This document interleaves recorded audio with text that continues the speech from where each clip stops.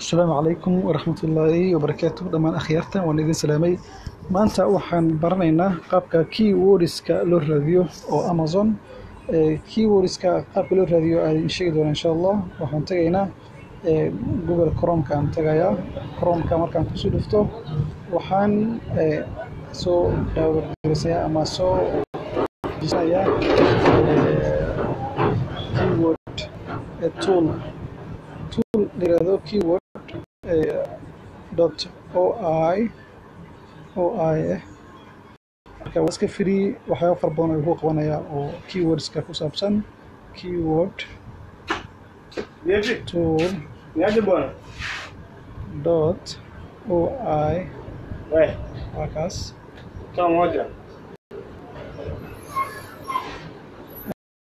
waxaan keyword tool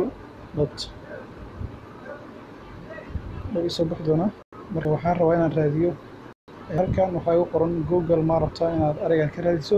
mise waxa rabtaa Amazon inaad ka raadiso Google primary inaad ka raadiyo waxaan rabaa Amazon inaad ka raadiyo ariga sharaxan kan halkaas igey ariga waxa rabaa inaan ka raadiyo tusaalahan waxa rabaa inaan raadiyo back posture baa la yiraahdo oo dhabarka toosiya back posture corrector kana rabaa inaan raadiyo waxaan leeyahay markaa inaan raadiyo okay search aan ku dhufanaya search markaan ku dhufto waxaa truth oo igeyn doonaa inta keywords oo la raadiyay oo truth igeyn doonaa hoos aan aadaya marka keywords sidoo kale marka waxa way back posture corrector for women or men intaas waaye wali oo loading gareynaya marka waxaan sugeynaa insha Allah tirada inta habo oo noo soo helanay waxaan rabaa inaan meeshan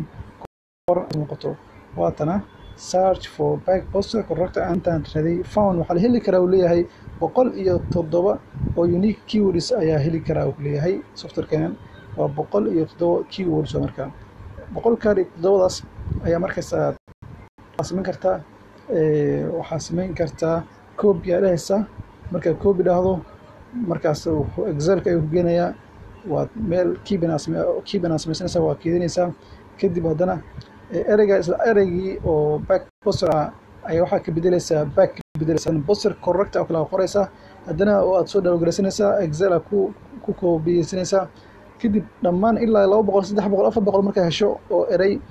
markaas hadana waxa sameynaysaa waa kala shaqeynaysaa marka inta kuwa ereyada soo laabteen aad rabtaa inaad markaas aad dib u bixiso oo duplicate ka remove duplicate dhaysa markaas aad dhahdo waa wuxuu ku keenaya marka ama ku aad haysan kartaa ereyada oo saxda ah ereyadaas aad waxaad sameynaysaa marka back endigaga oo search termka aad ku koobin gareynaysaa marka intaas ayaan jeclaaday waa soo dhawaanaysiin ma sha Allah waxyaabo far badan aan rabo inaan soo bandhigo oo YouTube-kiga channel-ka aan ku soo bandhigo oo ku saabsan description-ka qaabka loo sameeyo keywords-ka insha Allah iyo waxyaabo far badan haddii Ilaahay dhaho marka khayr badan rajaynaya assalamu alaykum